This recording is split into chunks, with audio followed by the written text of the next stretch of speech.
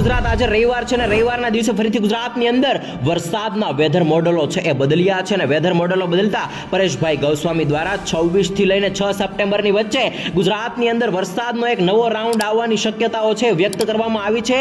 તો બીજી તરફ મિત્રો અંબાલાલ પટેલ દ્વારા પણ આજથી 31 તારીખ સુધી ગુજરાતની અંદર વરસાદનું જોર વધવાની આગાહી છે એ વ્યક્ત કરી દેવામાં આવી છે. મિત્રો આ બંનેની આગાહી વચ્ચે બંગાળની ખાડીમાં નવી લો પ્રેશર સિસ્ટમ છે સક્રિય થઈ ચૂકી છે અને આ સિસ્ટમ છે ક્રમશઃ આગળ વધશે અને ગુજરાતની નજીક 25 અથવા તો 26 તારીખ આજુબાજુ પહોંચશે, જેમને કારણે ગુજરાતના વાતાવરણની અંદર 26 તારીખથી પલટો જોવા મળશે અને ગુજરાતની અંદર વરસાદનો એક નવો રાઉન્ડ છે એ જોવા મળશે.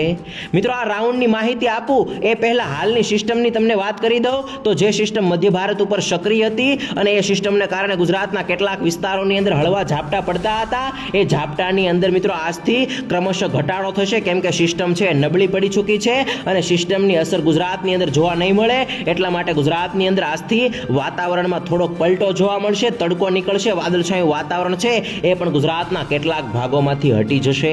મિત્રો અહીંયા એક ખાસ મહત્વપૂર્ણ માહિતી તમને જણાવી દઉં તો પ્રશાંત મહાસાગર છે એ ફરીથી એક્ટિવ થઈ રહ્યો છે અને એને કારણે મિત્રો અરબી સમુદ્ર છે એ સક્રિય થઈ રહ્યો છે અને અરબી સમુદ્ર કાંઠે આવેલ જે રાજ્યો છે એ રાજ્યો ઉપર હાલમાં એક નબળો મોન્સૂન અપશોર ટ્રફ બનેલો હતો એને મિત્રો હવે વેગ મળશે અને એ મોન્સૂન અપશોર ટ્રફ છે એ ક્રમશઃ ધીમે ધીમે મજબૂત બનશે અને એને કારણે વરસાદના વિસ્તારો છે એ વધશે. તો બીજી તરફ મિત્રો બંગાળની ખાડી છે એની અંદર સક્રિયતા જોવા મળી રહી છે અને આ બંને સિસ્ટમોને કારણે એટલે કે બંને અરબી સમુદ્ર અને બંગાળની ખાડી છે આ બંનેને કારણે દક્ષિણ ભારતના રાજ્યો અને મધ્ય ભારતના રાજ્યો છે એ રાજ્યોની અંદર ફરીથી ચોમાસું એક્ટિવ થશે અને ચોમાસું આગળ વધશે અને એને કારણે ગુજરાતની અંદર વાતાવરણમાં પલટો આવશે અને અલગ અલગ વિસ્તારોની અંદર ફરીથી વરસાદનો રાઉન્ડ છે એ જોવા મળશે. મિત્રો એ વરસાદના રાઉન્ડની માહિતી જણાવું એ પહેલા એક ખરાબ સમાચાર સામે આવી રહ્યા છે એ તમને જણાવી દઉં તો અહીંયા તમે જોઈ શકો છો ખાસ કરીને મિત્રો આ વેધર મોડલ છે એની અંદર આપણું ભારત છે, ભારતથી નીચે પ્રશાંત મહાસાગર છે, મ્યાનમાર, બાંગ્લાદેશ, ચીનના જે વિસ્તારો છે એનાથી આગળનો જે સમુદ્ર કિનારો છે એની અંદર મિત્રો હાલમાં અલ નીનો છે એ સક્રિય થઈ રહ્યો છે, મજબૂત અવસ્થાની અંદર છે અને આ અલ નીનોની અસર છે મિત્રો ભારત ઉપર થશે અને એને લઈને મિત્રો હાલમાં ખરાબ સમાચાર છે એ સામે આવી રહ્યા છે અને સ્કાયમેટ દ્વારા મિત્રો આગાહી કરી દેવામાં આવી છે કે ભારતની અંદર જે વરસાદ પડવાનો હતો એ ધાર્યા કરતાં ઓછો પડશે અને ભારતની અંદર 85% જ વરસાદ પડશે અને વરસાદની ઘટ છે એ નોંધાશે અને અમુક વિસ્તારોની અંદર દુષ્કાળ છે એ પણ પડી શકે છે. તો આ વચ્ચે મિત્રો પરેશભાઈ ગોસ્વામી અને અંબાલાલ પટેલ દ્વારા પણ માહિતી આપવામાં આવી છે કે પ્રશાંત મહાસાગરની અંદર મજબૂત અલ નીનો છે એ સક્રિય થઈ રહ્યો છે જેમની અસર ભારત ઉપર થઈ શકે છે. વેધર મોડેલની અંદર પણ બદલાવ આવી શકે છે અને મિત્રો હવામાન વિભાગ દ્વારા પણ કહેવામાં આવ્યું છે કે 10 સપ્ટેમ્બર પછી ભારતના અમુક ભાગોમાંથી ચોમાસું છે એ વિદાય લઈ શકે છે અને એ પ્રમાણે ચોમાસાની વિદાય છે એ પણ આવતા મહિને થઈ શકે છે. પરંતુ અહીંયા ખાસ એક પોઝિટિવ સમાચાર છે પરેશભાઈ ગોસ્વામી દ્વારા આપવામાં આવ્યા છે કે અલ નીનોની અસર છે એ ભારત ઉપર પડે છે પરંતુ ગુજરાત ઉપર ઘણી વખત જોવા નથી મળતી, એને કારણે ગુજરાતની અંદર વરસાદનો રાઉન્ડ છે એ આવી શકે છે. આ બધા વરસાદના ડેટા ઉપર નજર કરીએ એ પહેલા મિત્રો હવામાન વિભાગ દ્વારા જે આગાહી કરવામાં આવી છે એના ઉપર નજર કરી લઈએ. તો અહીંયા તમે જોઈ શકો છો હવામાન વિભાગની આ લેટેસ્ટ આગાહી છે 22 તારીખની ઇવનિંગના સમયે એટલે કે સાંજના સમયે મોસમ વિભાગ કેન્દ્ર અમદાવાદ દ્વારા બહાર પાડવામાં આવી હતી અને આ આગાહીની અંદર મિત્રો બંગાળની ખાડીમાં લો પ્રેશર એરિયા સક્રિય છે એમની માહિતી આપેલી છે. મધ્યપ્રદેશ ઉપર એ સિસ્ટમ પહોંચી ગઈ છે અને આ સિસ્ટમ દ્વારા મિત્રો એક મોટું બહોળું સિયર ઝોન સર્ક્યુલેશન બનાવવામાં આવ્યું છે અને એક મોન્સૂન ટ્રફ બનેલો છે. આ બંને સિસ્ટમોને કારણે ભારતના ભાગોની અંદર વરસાદ પડી રહ્યો છે. ગુજરાતની વાત કરીએ તો ગુજરાતની અંદર ભારે વરસાદ છે એમની કોઈ શક્યતાઓ નથી અને વોર્નિંગ પણ આપવામાં નથી આવી, તેમ છતાં પણ ગુજરાતની અંદર છૂટો છવાયો વરસાદ છે આજે પડી શકે છે. આજે 23 તારીખ છે ને 23 તારીખના રોજ તમે જોઈ શકો છો આ તમામ જિલ્લાઓની અંદર વરસાદની શક્યતાઓ રહેલી છે. મિત્રો જિલ્લા પ્રમાણે માહિતી તમને જણાવી દઉં તો અરવલ્લી છે, મહીસાગર છે, દાહોદ છે, છોટાઉદેપુર છે, પંચમહાલ છે, ખેડા છે, વડોદરા છે, ભરૂચ છે, નર્મદા છે, સુરત છે, તાપી છે, ડાંગ છે, નવસારી છે, વલસાડ છે, દમણ દાદરા નગર હવેલીના જે વિસ્તારો છે એ વિસ્તારોની અંદર આજે છૂટો છવાયો હળવો વરસાદ પડવાની શક્યતાઓ રહે રહેલી છે, બાકી વાદળછાયું વાતાવરણ જોવા મળશે અને સૌરાષ્ટ્રની અંદર પણ દરિયાઈ પટ્ટીની અંદર વાદળછાયા વાતાવરણની શક્યતાઓ રહેલી છે. આવતીકાલે 24 તારીખે વરસાદનું પ્રમાણ છે એ દક્ષિણ ગુજરાતની અંદર ઘટશે. ત્યાર પછી મિત્રો અહીંયા તમે જોઈ શકો છો 25 તારીખે પણ વરસાદનું પ્રમાણ ઘટશે અને ક્રમશઃ મિત્રો હવામાન વિભાગ દ્વારા જે ડેટા આપવામાં આવ્યો છે એની અંદર વરસાદનું પ્રમાણ ઘટવાની આગાહી છે વ્યક્ત કરવામાં આવી છે. પરંતુ જેમ જેમ દિવસો પસાર થશે એમ મિત્રો આ મોડલની અંદર અને હવામાન વિભાગની આગાહીની અંદર ફેરફાર થશે અને ગુજરાતની અંદર વરસાદનો એક રાઉન્ડ આવવાની શક્યતાઓ બનશે. શક્યતાઓ વચ્ચે આજનો એટલે કે 23 તારીખનો વેધર ડેટા તમે અહીંયા જોઈ શકો છો અને આ વેધર ડેટાની અંદર આપણું ગુજરાત છે, ગુજરાતથી નીચે અરબી સમુદ્ર છે, બીજી બાજુ બંગાળની ખાડી છે અને તમે જોઈ શકો છો અરબી સમુદ્રની અંદર ફરીથી ચોમાસું છે એ એક્ટિવ મોડની અંદર આવી રહ્યું છે.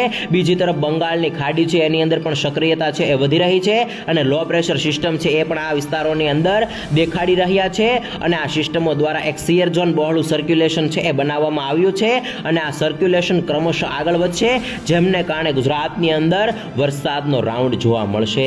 અહીંયા મિત્રો આજની વાત કરીએ 23 તારીખની વાત કરીએ તો દક્ષિણ ગુજરાતની અંદર હળવા વરસાદી ઝાપટા પડશે. એમાં ખાસ કરીને મિત્રો અહીંયા ડાંગ છે, વાપી છે, ત્યાર પછી નીચેના વિસ્તારો છે, વલસાડ છે, દમણ દાદરા નગર હવેલીના વિસ્તારો છે, નવસારી છે, સુરત છે, આની અંદર હળવા વરસાદી ઝાપટાની શક્યતાઓ આજે રહેલી છે. તો સૌરાષ્ટ્રની અંદર પણ પોરબંદર, જુનાગઢ, દીવ, મહુવાના વિસ્તારોની અંદર હળવા વરસાદી ઝાપટા પડી શકે છે. અહીંયા મિત્રો રાજસ્થાન બોર્ડર લાગુ દાહોદ છે, છોટાઉદેપુર છે, મહીસાગર છે, નીચેના વિસ્તારો છે ત્યાં હળવા વરસાદી ઝાપટા પડી શકે છે. બાકી ગુજરાતની અંદર વાદળછાયું વાતાવરણ છે એ જોવા મળશે.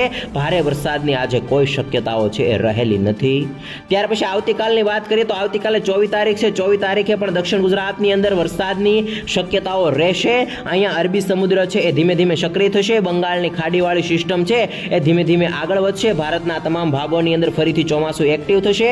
અહીંયા 25 તારીખ પછી 26 તારીખે જોઈ શકો છો બંગાળની ખાડીવાળી સિસ્ટમ મધ્ય ભારત ઉપર આવી અને મજબૂત બનશે અને એને કારણે ભારે વરસાદ છે એ પણ મધ્ય ભારતની અંદર પડશે અને ત્યારે તમે જોઈ શકો છો 26 તારીખના રોજ અરબી સમુદ્ર ફરીથી એક્ટિવ મોડની અંદર ઘણો બધો આવી ગયો છે. બંગાળની ખાડી પણ એક્ટિવ મોડની અંદર આવી ગઈ છે અને ભારતના આ ભાગોની અંદર વાદળોની સાથે ચોમાસું છે એ પણ એક્ટિવ મોડની અંદર જણાઈ રહ્યું છે.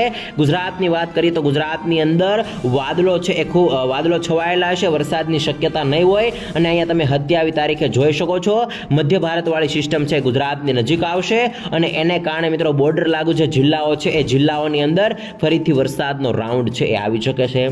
અહીંયા 28 તારીખનો વેધર ડેટા જોઈ શકો છો મિત્રો. સિસ્ટમ છે એ ખાસ કરીને અરબી સમુદ્ર સાથે કનેક્ટ થઈ રહી છે.